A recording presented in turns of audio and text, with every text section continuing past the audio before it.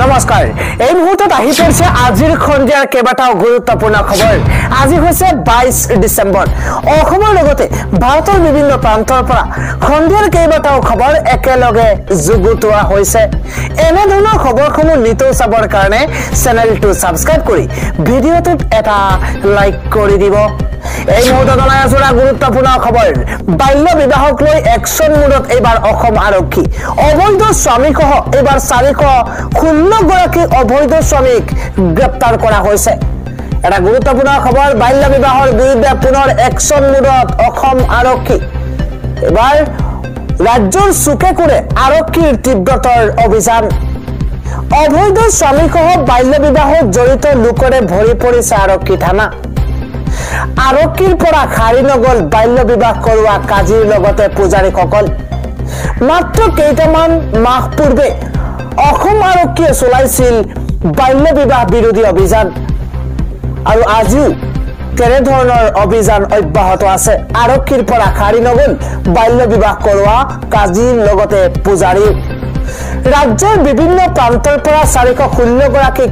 ইতিমধ্যে গ্ৰেপ্তাৰ কৰা হৈছে বাল্য বিবাহৰ বিৰুদ্ধে পঞ্জীয়ন হল 335টা গোচৰ সৰকাৰৰ কঠোৰ নিষেধাজ্ঞাৰ পাছতো দিয়া নাছিল কাণখাৰ অবৈধভাৱে বিবাহ পাশত আবদ্ধ হৈছিল বহু অবৈধ স্বামী ৰাজ্যত একাংশৰ মাজত এতিয়াও প্ৰচলিত বাল্য বিবাহ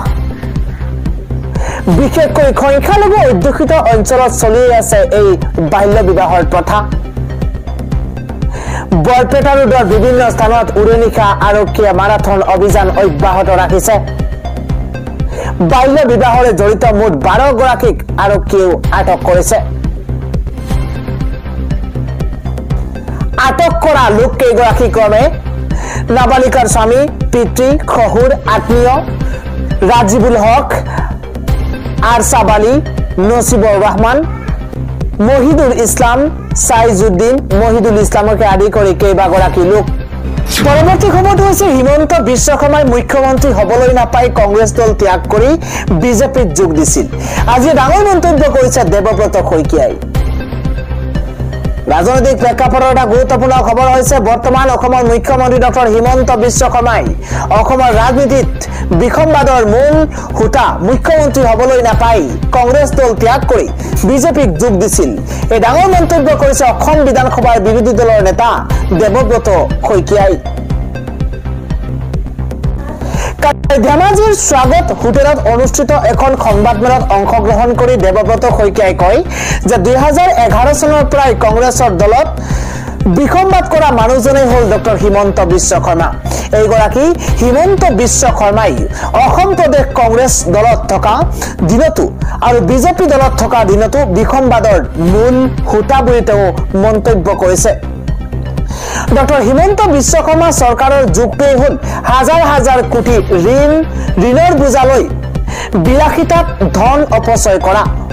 অসমৰ ৰাজনীতিত আন্ধাৰৰ যুগ কৰ কাটল আদায় কৰা যুগ আৰু প্ৰতিবাদী কণ্ঠ ৰুদ্ধ কৰাৰ যুগ বুলি উল্লেখ কৰিছে অসম চৰকাৰৰ মহাধিবক্তা দেৱজিৎ শইকীয়াই মহাধিবক্তাৰ উপৰিও লাভজনক পদবী ভাৰতীয় আৰু আন্তঃৰাষ্ট্ৰীয় ক্ৰিকেট কাউন্সিলৰ সচিবৰ পদত থাকি দেশৰ সংবিধান উলংঘা কৰাৰ সন্দৰ্ভত অসম বিধানসভাৰ বিৰোধী দলৰ নেতা দেৱব্ৰত শইকীয়াই উচ্চতম ন্যায়ালয় গুৱাহাটী উচ্চ ন্যায়ালয় অসমৰ ৰাজ্যপাল আৰু বাৰ কাউন্সিলক ইতিমধ্যে অভিযোগ দাখিল কৰা বুলিও সাংবাদিকক জানিবলৈ দিছে উল্লেখযোগ্য যে শনিবাৰে অসম প্ৰদেশ কংগ্ৰেছৰ বিৰোধী নেতাগৰাকীয়ে ইয়াৰ পূৰ্বেও সোণোৱাল কছাৰী স্বায়ত্তশাসিত পৰিষদৰ সমন্বয়ৰক্ষী সমিতিৰ প্ৰথম বৈঠকত উপস্থিত থাকি মন্তব্য প্ৰদান কৰিছে অসম প্ৰদেশ কংগ্ৰেছ সমিতিৰ মুখপাত্ৰ শৈলেন সোণোৱালৰ সঞ্চালনাত অনুষ্ঠিত কংগ্ৰেছ আৰু সোণোৱাল কছাৰী স্বায়ত্তশাসিত পৰিষদৰ সমন্বয়ৰক্ষী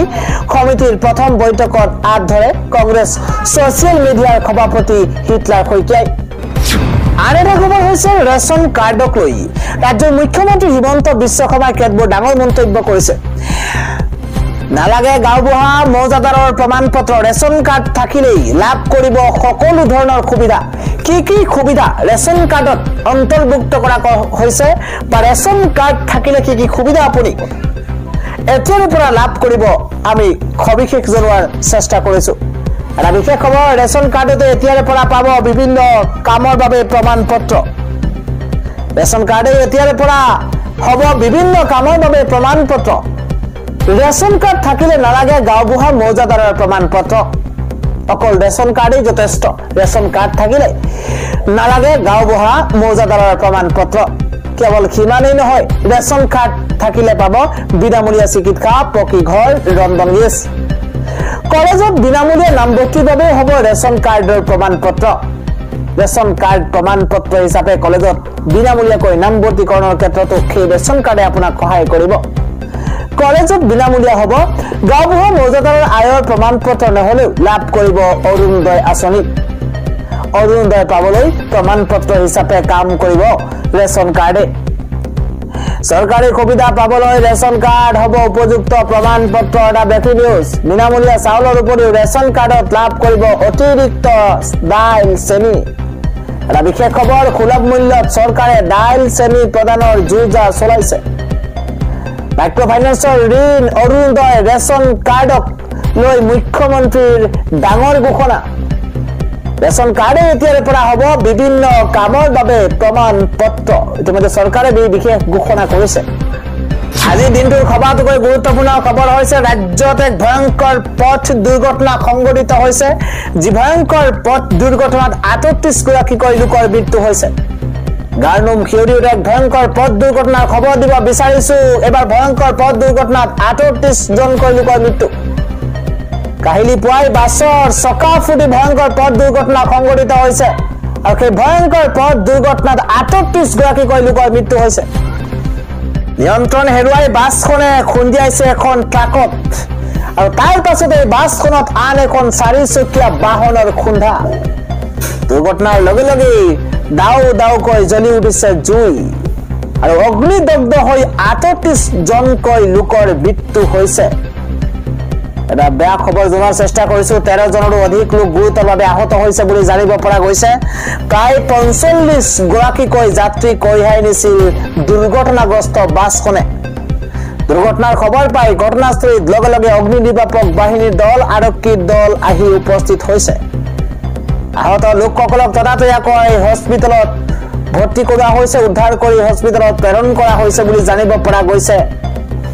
ৰাজ্যৰ নিবনুৱাসকলৰ বাবে আন এটা ভাল খবৰ দিব বিচাৰিছো এবাৰ চাকৰি প্ৰত্যাশীসকলৰ বাবে ভাল খবৰ কিয়নো চাকৰি বিচাৰি থকালৈকে থকা সকলৰ এটা জৰুৰী খবৰ আছে কিয়নো ১৩,৭৩৫টা পদৰ বাবে ইতিমধ্যে আবেদন বিচৰা হৈছে আমি জনাই আছো এটা বিশেষ খবৰ কোট মুকলি কৰা হৈছে পদ সবিশেষ জনাইছো চাকৰি বিচাৰি থকা সকললৈ ডাঙৰ খবৰ এছবিআইত খালী হৈছে হাজাৰ পদ আপুনি যদি চাকৰি প্ৰত্যাশী হয় তেন্তে আপুনিও আবেদন কৰিব পাৰিব ১৩,৭৩৫টা পদৰ বাবে আবেদন বিচৰা হৈছে জুনিয়ৰ জুনিয়ৰ এছিষ্টেণ্ট গ্ৰাহক সহায় আৰু বিক্ৰী পদৰ বাবে আবেদন বিচৰা হৈছে আবেদনৰ শেষ দিন ৭ জানুৱাৰী পৰ্যন্ত ২০২৫ বৰ্ষৰ ৭ জানুৱাৰী পৰ্যন্ত আবেদনৰ শেষ সময়সীমা বান্ধি দিয়া হৈছে তাৰ পূৰ্বে আপুনি আবেদন কৰক সমগ্ৰ দেশতে খালী হৈছে এই ১৩,৭৩৫টা পদ এই পদসমূহৰ বাবে আপুনি নিশ্চিতভাৱে আবেদন কৰিব পাৰিব অসমত খালী হোৱা পদৰ সংখ্যা ৩১১টা অসম অৰুণাচল মেঘালয় লক্ষ্ণৌ দিল্লীত খালী হৈছে পদসমূহ এই পদৰ বাবে আপুনি কৰিব পাৰিব আবেদন প্ৰাৰ্থীৰ বয়স বান্ধি দিয়া হৈছে ২০ৰ পৰা ২৮ বছৰ বয়স পৰ্যন্ত কৰিব পাৰিব আপুনি আবেদন www.sbi.co.in/careers এই ৱেবছাইটত আপুনি আবেদন কৰাৰ সুযোগ লাভ কৰিব দুটাকৈ অনলাইন পৰীক্ষাত উত্তীৰ্ণ হ'ব লাগিব প্ৰাৰ্থীসকলে চাকৰি বিচাৰি থকা সকললৈ এটা ভাল খবৰ আজিৰ আন এটা গুৰুত্বপূৰ্ণ খবৰ হৈছে মানকাছাৰত বাল্য বিবাহ বিৰোধী অভিযানত ৪১ গৰাকীক আটক কৰা হৈছে ৰাজ্যৰ আন প্ৰান্তৰ লগতে দক্ষিণ খালমৰা মানকাছাৰতো শনিবাৰে নিশা চলিছে বাল্য বিবাহ বিৰোধী অভিযান জিলাখনত বাল্য বিবাহৰ লগত জড়িত অভিভাৱক স্বামীসহ মুঠ ৪১ গৰাকীক আটক কৰিছে আৰক্ষীয়ে ইতিমধ্যে অভিযান অব্যাহত ৰখা হৈছে জিলাখনৰ মানকাছাৰ থানাত 11 জন, কালাপানী আৰক্ষী চকী, দক্ষিণ খালমাৰা থানা আৰু খুকচৰ থানাত 6 জনকৈ মুঠ 18 জন, বন্দিহানা আৰক্ষী চকীত 2 গৰাকী, ফকিৰগঞ্জ থানাত 3 গৰাকী, খাৰুৱা বান্দা আৰক্ষী চকীত 7 গৰাকীক ইতিমধ্যে আটক কৰিছে আৰক্ষীয়ে।